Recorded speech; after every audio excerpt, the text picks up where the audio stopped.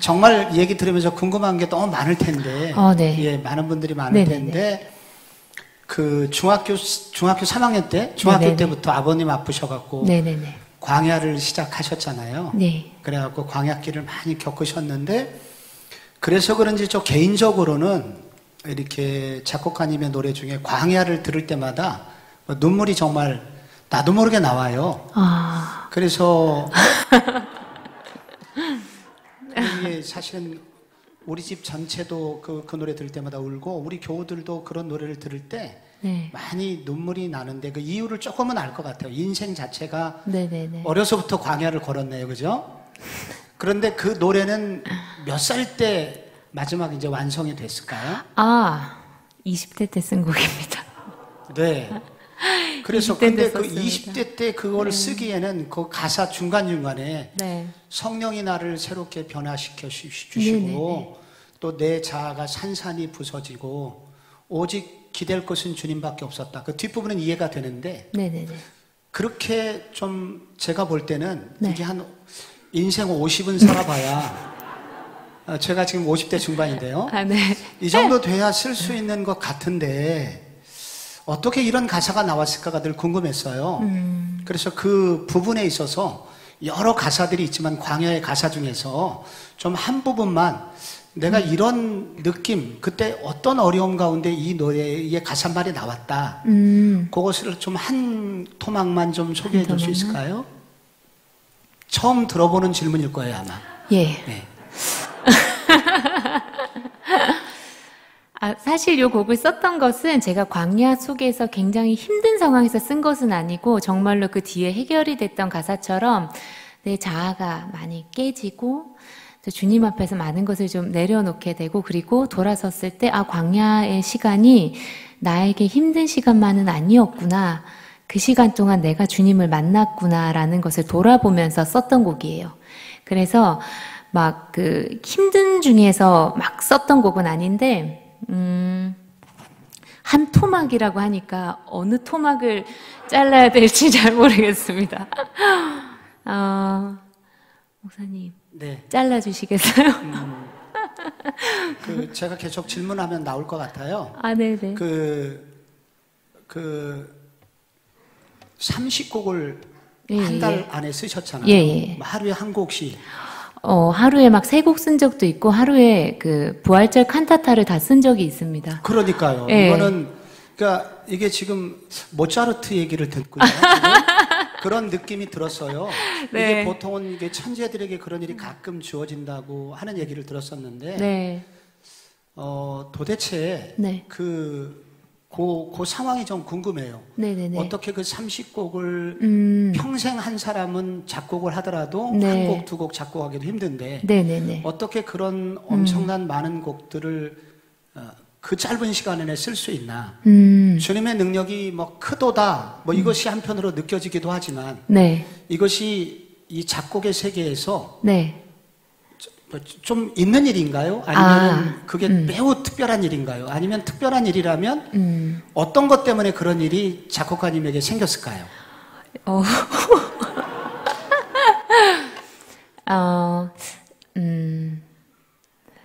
정말 이런 자리는 처음인데요. 네. 일단 주님께서, 그러니까 영감이 있어야 곡을 쓴다는 것은 제가 특별히 경험한 것이, 제가 그때 30곡을 썼지만 쓰고 싶다고 앉았을 때 항상 곡이 써지진 않았어요.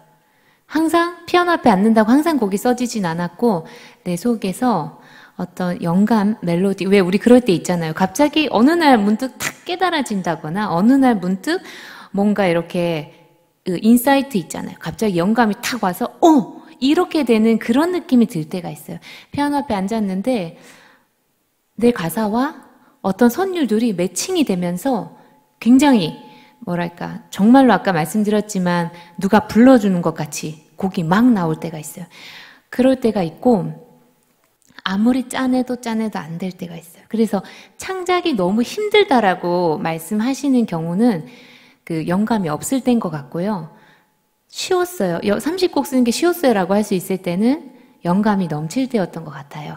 근데 저는 하나님께서 저에게 이렇게 작정을 하신 것 같아요. 제 인생을 틀어서 곡을 쓰게 하시기 위해서 저에게 많은 것을 그냥 막 이렇게 흘려주신 것 같아요. 목사님 입장에서 왜 그러실 때 있잖아요. 말씀을 전하시고 싶으신데, 뭐 이렇게 무슨 얘기를 해야 될지 모르실 때가 있으시지만, 또 어떨 때는 갑자기 하나님이 막 뭔가 그거 비슷하지 않을까요, 목사님? 그래서 제가 물어봤어요. 예. 예, 비슷한 길을 걷고 있기 때문에. 네. 예. 아까 갑상선암 네네네. 선고도 받으시고, 네. 이렇게 어려운 일이 생겼을 때, 네네. 지금 뭐 좋은 날만 늘 있지는 않고 주님과의 그럼요. 관계도 늘 좋을 수만은 없잖아요. 네. 좀 어려웠을 때 우리 집사님께서 하나님께 빨리 돌아가는 네네네. 개인적인 어떤 네. 그 영성을 유지하는 네. 좀 방법들이 있다면 좀 소개해 줄 수 있을까요? 분명한 방법은요, 순종을 빨리 하는 겁니다. 그거는 확실한데요. 순종을 늦게 하면요, 결국은 원점이거든요. 결국은 그 자리더라고요. 그러니까 내가 이거를 통과하지 못하면 언젠가는 통과해야 되는 건데 자꾸 그 자리로 오게 돼서 그런 곡을 썼습니다. 스탑이라는 곡. 어디로 가는지 아시나요? 모르고 가고 있을 때 잠깐 멈춰요. 스탑. 이런 곡이 있어요. 네. 그래서 재밌게 썼지만 정말로 예배 시간에 하긴 좀 힘들 것 같아요. 예, 죄송합니다. 네, 맞습니다. 아니 제가 앞으로 지금은 괜찮고. 네. 네. 그래서 제가 주님께서 사실은 저한테 주시는 것이 저한테 느껴지기에 좀 아프고 힘든 시간일 수는 있거든요. 근데 저는 그거를 믿어요. 하나님이 나한테 가장 좋은 것만 주신 분이라는 거를 믿거든요. 그거를 믿고 있으면 제가 그 믿음으로 내가 입은 잘 안 떨어져도 감사합니다라고 고백해요. 주님, 이런 순간도 힘들지만 주님 나한테 가장 좋은 거 주셨죠? 믿음으로 먼저 감사해요. 믿음으로 감사하고 나서 내가 가야 될 걸음을 순종을 빨리 합니다. 그럼 빨리 하면 굉장히 그게 지름길인 걸 경험했어요. 네. 요즘 우리 청년들이 네네네. 직장도 힘들지만 네. 이렇게 배우자를 찾는 일이 좀 어려워요. 네. 또 결혼도 포기하는 분들도 많이 있잖아요. 네네, 그렇죠. 이런 청년들에게 네. 우리 집사님의 경우를 좀 빗대어서 네. 집사님 이제 결혼하신 걸로 알고 있는데 네, 했습니다. 어떻게 만났는지 짧게 좀 얘기도 해주시고 이렇게 고민하는 젊은이들이 에게 네. 그 분야에 대해서 좀 네. 조언도 좀 한 말씀 부탁드립니다. 만남이라는 것이 사실 제가 조금 힘든 연애도 해봤고요. 지금 배우자는 너무 놀랍게 만났는데요. 힘든 연애를 할 때는요, 그때는 버티는 것이 답이라고 생각했거든요. 왜냐하면 제가 이렇게 간증해서 얘기가 나눠지기도 했지만, 제가 이렇게 한 4년 정도 결혼을 생각하고 만난 형제가 의사였어요. 의사였는데 사실은 또 의사로 이렇게 키우시면서 부모님의 마음에는 저라는 존재가 눈에 안 차는 거예요. 여자친구라고 이렇게 하는 존재가 안 차서 굉장히 사실은 반대를 오래 받았거든요. 한 4년 정도. 근데 그때 몸도 상하고 우울증 같이 우울감에 막 많이 시달리고 막 가끔은 막 뛰어내리고 싶은 충동도 느낄 정도로 굉장히 힘들었는데 그때 이제 근데 주님은 그 마음을 보셨던 것 같아요. 제가 힘들었지만 제 마음에 그런 마음이 있었거든요. 주님, 제가 저 미워하신다고 그렇게 탁 돌아서서 저도 미워하고 떠나지 않고 주님, 제가 사랑하겠습니다라는 마음이 있었어요. 근데 주님께서 그 마음을 보시지 않으셨을까라는 생각은 들어요. 근데 그 힘든 연애를 마치고 제가 이제 돌아서 보니까 32살이 됐더라고요. 여자가 32살이 됐는데 나 이제 누구 만나지? 이렇게 할 때인데 그때 제가 갑상선 문제가 좀 있어서 결국은 이제 반절제를 하게 됐어요. 반절제 하면서 제가 이 전신 마취를 하고 깨는데 너무 슬프더라고요. 너무 외로웠고 주님 나 왜 이렇게 힘들게 하시냐 막 너무 서러워서 우는데 주님이 그때 저에게 너무 아팠지 저를 굉장히 공감해 주시는 거예요. 그러면서 뭐 죽고 구하기만 해. 그런 마음 주셔서 제가 그때 딱 2개 기도한 게 배우자 기도였어요. 제가 평소에 아주 어릴 때부터 배우자를 갖고 기도하고 이러지 못했는데 그때 제 속에 아주 큰 상처였더라고요. 어떻게 보면 그런데 그 모습이 부족해서 이렇게 헤어짐을 당한 것 같은 그게 저의 굉장히 자존심, 상처 이런 거였더라고요. 주님 나 진짜 좋은 남편 주세요가 첫 번째 기도였는데 거기에 따른 정말 좋은 시부모님을 주세요. 저를 환영해주고 저를 사랑해주는 시부모님을 주세요. 그게 첫 번째 기도였고 두 번째 기도가 주님 나 이거 영감 없으면 곡 못 쓰는데 이 영감 죽을 때까지 안 끊기게 해주세요. 2개 기도했어요. 너무 잘 구했죠. 그때가 제정신이 아닐 텐데 앞이 잘 안 보일 때였거든요. 막 이렇게. 근데 주님께서 내가 다 죽게 하는 마음을 탁 주시는 거예요.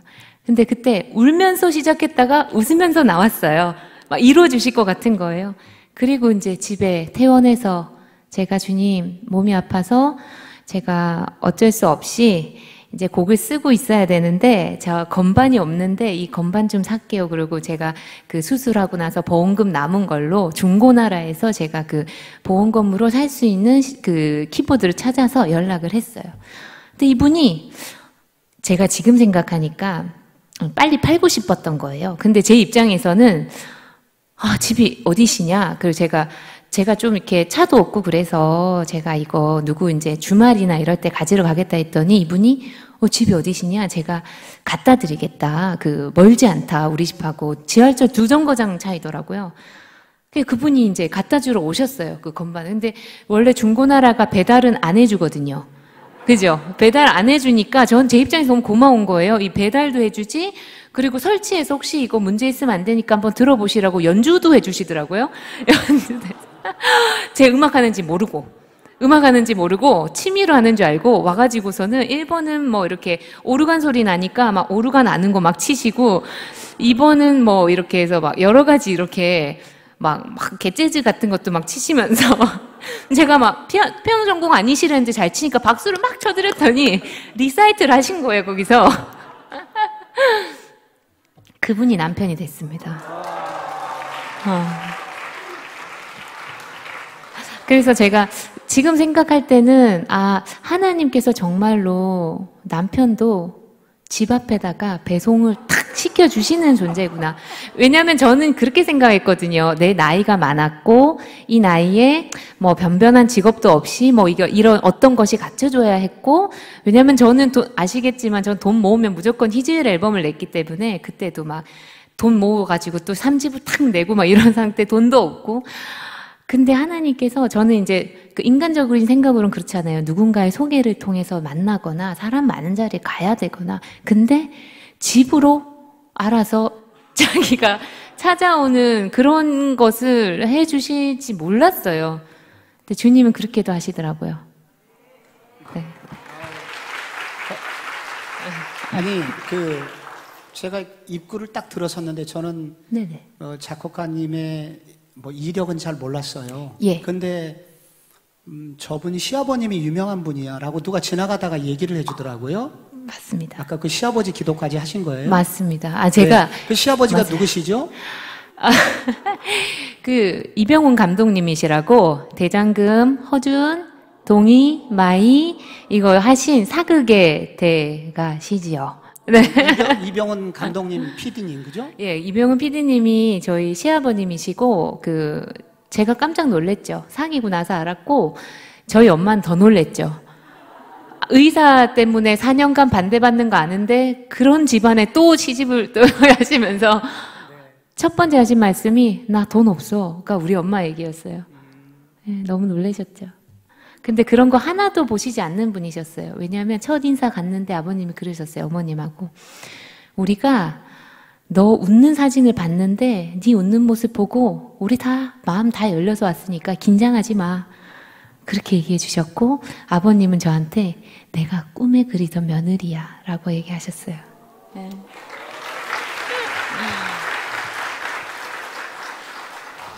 네. 이제 떠나가야 될 시간이신데. 예. 이 동네는 좀 처음이시죠? 그럼요. 예. 네. 처음이죠. 이 동네 이제 저희 바로 앞에 이제 고려대학교가 있고 이 주변이 대학가가 많아요. 네네네. 그리고 이제 또 저희들은 또 강북의 초입에 있어요. 네. 그래서 이제 그 교통으로서도 굉장히 중요한 요지인데 네. 오늘 그 그 요즘 대학생들 네네. 오늘 모든 말씀이 네. 방황하고 있는 요즘 정말 광야를 걷고 있는 젊은이들에게 정말 하나도 불필요한 그 필요 없는 그런 말씀이 없고 네네. 다 적절한 말씀이어서 네. 듣는 저도 너무 감동적으로 들었고 네네. 이렇게 야, 정말 우리 청년들이 계속 저분의 얘기를 듣는다면 네. 인생에 많은 해답을 얻겠구나. 네. 그렇게 어떻게 감동이 막 되면서 저도 네네. 얘기를 들었거든요. 그래서 이제 이 동네 처음 오셨으니까 예. 이제 마지막으로 예. 아까 빼놓은 말씀 중에서 네. 이 말씀은 조금 청년들에게 좀 전해주고 싶다. 그런 게 남은 것이 있다면 이제 한 가지 말씀을 해주시고 네. 또 저도 또 너무 붙들고 있을 수는 없을 것 같아서 네네네. 더 듣고 싶지만 그래서 네. 마지막 한 말씀을 좀 부탁드립니다. 제가 이제 청년이 많다는 얘기 들었을 때 그런 마음이 왔어요. 얼마나 불안하고 힘든 시간을 보내고 있을까. 왜냐하면 제가 굉장히 불안하고 힘들었거든요. 저는 성공이라는 것을 해서 막 보여주고 싶은 사람들도 있었고, 그렇게 막 굉장히 불안했었거든요. 근데 제가 20대 때 그런 싸이월드 하면서, 너무 옛날 사람인가요? 싸이월드를 하면서 그런 글을 썼던 기억이 나요. 하나님께서 우리 인생을 한 치 앞도 보이지 못하게 만들어 놓으셨는데, 실제로 한 치 앞을 보이지 못하게 만들어 놓으셨는데, 한 치 앞이 보이지 않아서 괴로워하는 나는 바보. 이런 식으로 글을 썼더라고요. 근데 그걸 썼던 이유가 제가 굉장히 불안했기 때문에 썼던 것 같아요. 그 시절에. 나는 왜 이렇게 불안할까? 괴로울까? 근데 지금 지나고 보면 내가 불안하게 살았던 인생이 좀 후회돼요. 내가 그 20대 때, 30대 때 더 행복하게 즐기고 이렇게 막 놀란 뜻이 아니라 그냥 주님 주신 모든 것, 젊음, 그리고 기회, 모든 것들을 내가 긍정적인 마음으로 받아들였을 수 있었을 텐데, 왜냐하면 지금 이렇게 행복할 줄 알았다면. 근데 그 미래가 보이지 않기 때문에 그것조차 사치라고 좀 생각했던 것 같아요. 여행 한번 가서 단풍 본 적도 없고 그런 것이 사치라고 생각했던 것 같아요. 그래서 제가 불안해 하시는 분들께 그 얘기 꼭 하고 싶어요. 주님 안에만 있으면 반드시 행복해진다는 얘기 하고 싶어요. 예. 마치겠습니다. 네. 작곡가님. 네. 제가 마지막 멘트를 하고 저도 이제 끝내야 되거든요. 네네. 저도 하루 종일 이렇게 일터에서 하루 종일 노동을 했거든요. 예, 그래서 오늘 저도 좀 쉬어야 되는데, 저희 이제 오늘 여기 이제 딱지를 붙이신 분들이 교회를 처음 오신 분들이에요. 그래서 사실은 1부, 2부, 3부 지금 전도 집회의 또 마지막 시간인데, 제가 오늘 무슨 멘트로 마지막을 마무리할까 하다가 생각이 든 것이, 요즘 젊은이들의 삶이 다 광야 같은 인생이거든요. 그런데 작곡가님의 그 글에서 구구절절이 내용이 다 맞는 얘기예요. 그래서 그 노래 때문에 많은 청년들이 울고 있는데, 작곡가님의 얘기를 들으니까 작곡가님도 광야를 걸었지만은 우리 장 작곡가님은 내비게이션을 좋은 걸 가지고 계셨던 것 같아요. 작곡가님이 그래도 그 광야 같은 길 속에서도 이렇게 좋은 곳, 성경에는 그걸 가나안 땅이라고 하는데 그 목적지까지 잘 도달하시게 된 것은 좋은 내비게이션을 장착하신 것 같아요. 그래서 오늘 그 내비게이션 중에 굉장히 중요한 것은 그 하나님의 음성을 들을 수 있는 그런 귀, 마음, 신앙. 이것이 이 내비게이션이죠. 그래서 저는 오늘 처음 오신 분들도 어쩌면 그 친구 소개로 혹은 우연히 여기 왔다고 생각하시는 이분들도 다 광야 같은 길을 걸어가실 텐데, 이분들 속에도 장진숙 작곡가님 같은 내비게이션이 다 하나씩 좀 장착되어 갔으면 좋겠다. 라고 지금 이렇게 말하려고 하는데, 이렇게 말하는 거 좀 적절하게 들으시나요? 오늘 처음 오신 분들 어떠신가요? 적절할까요? 이해가 잘 되실 것 같은데요. 그래서 광야를 지으신 분이기 때문에 그 반응이 별로 없는 것 같아서 두렵기도 하고, 이런 말을 할까 말까 그렇게 생각을 고민하고 있어요, 지금요. 이제 제가 이제 마무리하겠습니다. 예. 진짜로.